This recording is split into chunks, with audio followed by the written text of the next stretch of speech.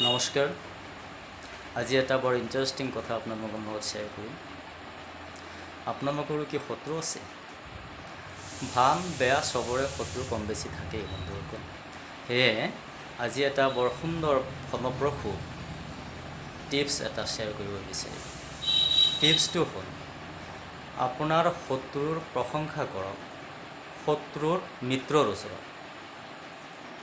আকৌ কৈছোঁ, আপোনাৰ শত্ৰুৰ বন্ধুৰ ওচৰত আপোনাৰ শত্ৰুজনৰ প্ৰশংসা কৰক।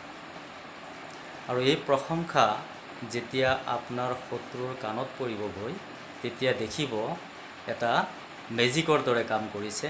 আপোনাৰ শত্ৰুৱে আপোনাৰ ওপৰত শত্ৰুতা বন্ধ কৰিছে। আস্তে আস্তে আপোনাৰ লগত মিত্ৰতা স্থাপন কৰিব বিচাৰিছে।